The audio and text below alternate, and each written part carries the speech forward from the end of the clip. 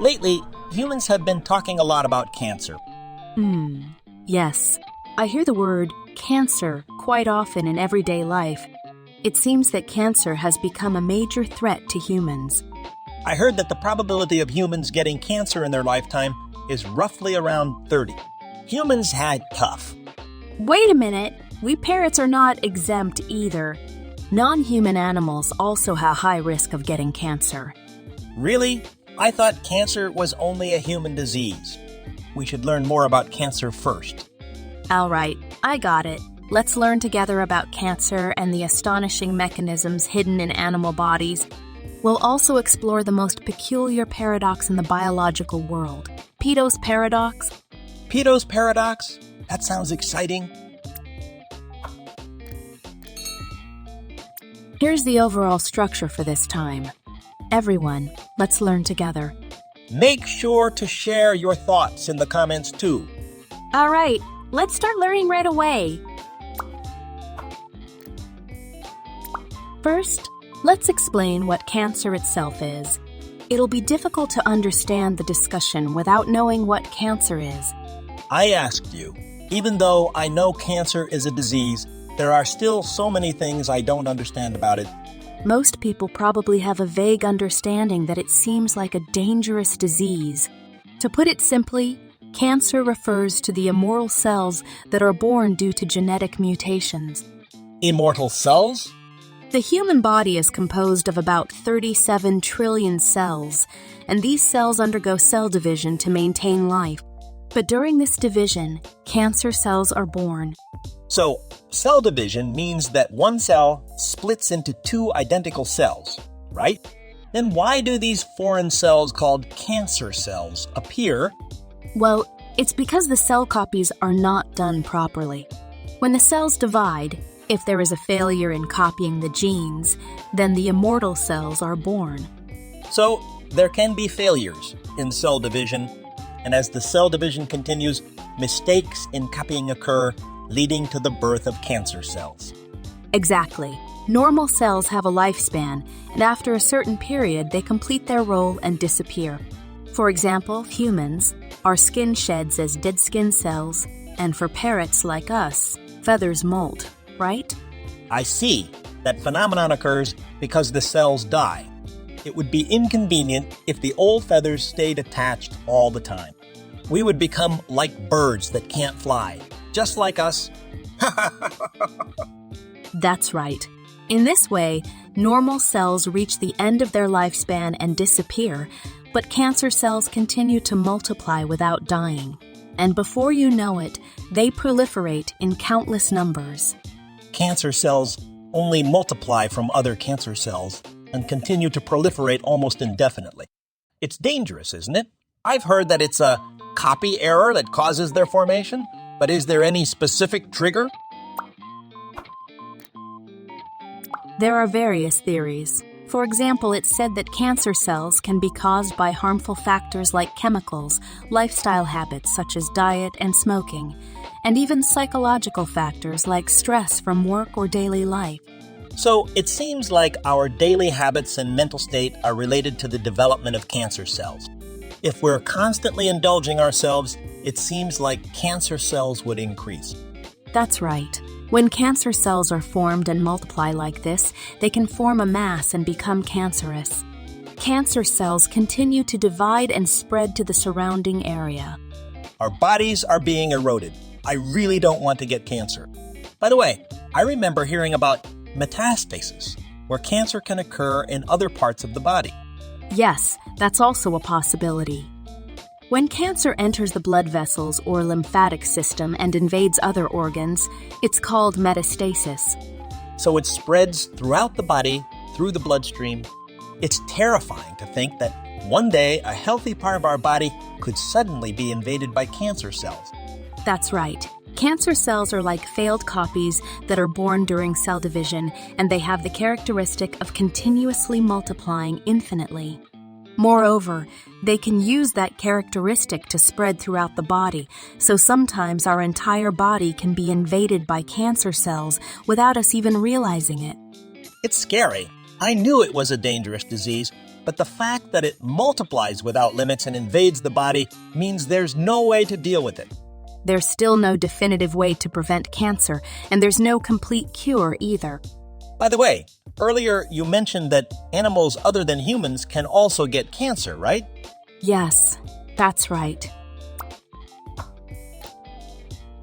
For example, among primates, colon cancer is common, followed by lymphoma. And among birds, there have been many reports of cancer in captured or captive individuals. Skin cancer, urinary system cancer, and reproductive system cancer are quite common. Help me out here. By the way, plants can also get cancer, but their growth is slow and the cancer is less likely to spread, so they don't lose their lives. Trees can form a burrow to enclose the cancer. You say it so casually, but plants are amazing. Now, have you started to understand what cancer is? Yes, thanks. Great. Let's wrap up the discussion on cancer and move on to the most peculiar paradox in the biological world. Peto's paradox. All right, so a paradox means a contradiction, right? What kind of theory is it? Well, it's the paradox that although larger organisms have more cells and should have a higher probability of getting cancer, in reality, the probability of getting cancer, including humans and other mammals, is almost the same. It's quite contradictory. Indeed, if the probability of cells becoming cancerous is the same, then larger organisms with a greater number of cells should be more prone to cancer. However, in reality, it is contradictory that the probability of getting cancer is almost the same. That's right. It's called Pete's paradox, named after the British epidemiologist Richard Peto, who proposed it in the 1970s. Humans always like to use their own names, don't they? It is natural to question whether larger animals with more cells would have a higher probability of getting cancer, since cancer is an error in cells. But as I mentioned earlier, the probability of getting cancer is almost the same for all animals, regardless of their size. In fact, humans live over 50 years longer than mice, and we have 1,000 times more cells, yet the probability of getting cancer is the same. Living longer means more cell divisions, so there is a higher possibility of cancer cells being formed, right? Moreover, despite having a significantly larger number of cells, the probability of getting cancer is the same. To add to that, the bowhead whale, which lives for over 100 years and has 3,000 times more cells than humans, rarely gets cancer. This also applies to elephants. Larger animals have a much lower probability of getting cancer than expected. Wait, so not only are they less prone to cancer, but they are actually less likely to get it? It's quite strange, isn't it? Peto's paradox suggests that larger bodies are more prone to cancer, but the probability of getting cancer is almost the same for all living beings. In fact, the nature of cancer suggests that larger animals are less likely to get cancer. How on earth did this happen? Do larger animals have some special constitution? You've noticed something interesting. Pete's paradox has been a puzzle for many researchers, but recently, some plausible theories have emerged, and this mystery is gradually being unraveled. Oh, I wonder what theories there are.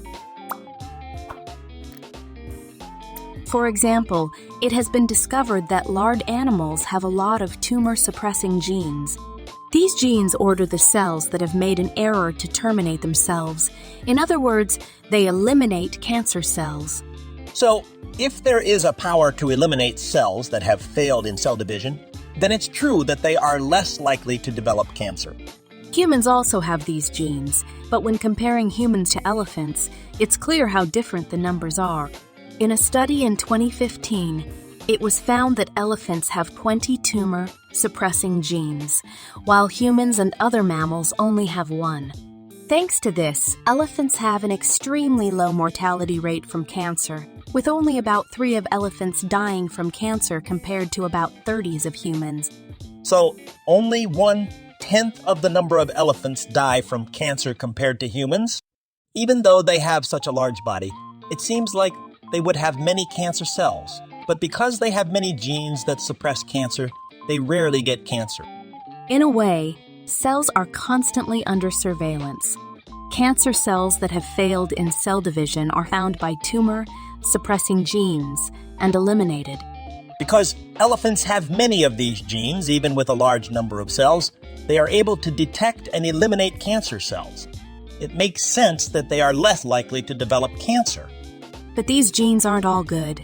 The more effective tumor-suppressing genes are, the more they decrease reproductive ability. So it's not like they prevent cancer without any drawbacks. So they sacrifice reproductive ability to make it less likely to get cancer? Yes, the energy needed to repair damage from cancer cells or to destroy cancer cells needs to be obtained from somewhere. And that energy is obtained by consuming reproductive ability. I see. So they use their reproductive ability to provide the energy needed for repairing or destroying cancer cells. Nature can be harsh, right? Small animals didn't sacrifice their reproductive abilities, so they are more prone to getting cancer compared to larger animals. But in return, they have been able to leave behind many offspring and survive as a species. That's true for elephants and mice too. While an elephant gives birth to one child, a mouse keeps having babies one after another. That's also a difference in survival strategies. In a research paper published in 2014, they focused on the rate of cell division. According to that paper, when cells are larger in size, their division slows down, resulting in a lower probability of cancer cell formation. The size of the cells? Does that mean that cells also get bigger as the body gets bigger? Yes. For example, even among mammals, the size of cells varies. It is said that the volume of red blood cells in elephants, which are the largest terrestrial mammals, is about 4 times that of red blood cells in the world's smallest mammal, the shrew. Wow! So if the body is bigger, the cells are also bigger. It might feel even bigger because we are comparing the largest and smallest animals. Larger cells have fewer divisions compared to smaller cells, and their division speed is slower. This also means that mutations like cancer are less likely to occur in these cells. I see. So, if cell division is what gives birth to cancer cells, then reducing the number of divisions naturally makes it harder for cancer cells to form. Exactly. Fewer cell divisions make it less likely for cancer cells to be produced. I never knew there was such a secret. And there's the hypothesis called hypertumors, which is considered important in resolving the paradox of tumors within tumors. Tumors within tumors? So, in this case, it means another tumor formed from cancer cells. Exactly. The cells born from these sudden mutations actually work as enemies of cancer cells. That's why they're called tumors within tumors, or hypertumors. Seriously? So, higher tumors are the good guys who defeat cancer. With these cells, cancer isn't scary anymore. Not quite. Hypertumors are good at eliminating the original cancer cells, but afterward, they start attacking even healthy cells. Oh, what are they doing? This makes them no different from cancer cells. Well, it's still tumor after all. But it's said that this is not a problem. You see, new tumors eventually develop from these hypertumors, and they end up being attacked by those tumors. This cycle of cancer cells eliminating other cancer cells is repeated in the bodies of large animals. As a result, it doesn't lead to a situation where they lose their lives due to cancer. In the bodies of large animals, there is a battle between cancers, For larger organisms, there is a theory that says small cancer cells have no impact on their health. Let's say a tube cancer develops. If it's in a Tang mouse, it means that 20 of its total weight is being invaded, putting its life in danger. So even just 2 of cancer cells can be life-threatening for a mouse. But is it not a big problem for larger animals? Well, if we consider humans, it would only be 4 to the -5th of their total weight. And for the largest creature on Earth, the blue whale, it's only 2 to the -8th power. It's such a small percentage that it poses no threat to the whale. It's an emergency for the mouse, but nothing to worry about for the whale. This is just one hypothesis to explain Petosparadox. But it doesn't mean that one of these explanations is always true. It could be a combination of several theories, or a completely new one might emerge. How was it learning about cancer and petosparadox this time? I was surprised to learn that cancer is a failed cell division, and petosparadox is truly fitting for the weirdest paradox in the biological world. On this channel, we learn about everyday discoveries and questions through science. If you find it interesting, be sure to check out our other videos too. Don't forget to subscribe to the channel and leave a positive review. We're also looking forward to hearing your comments. Now, let's meet again in another video. Bye!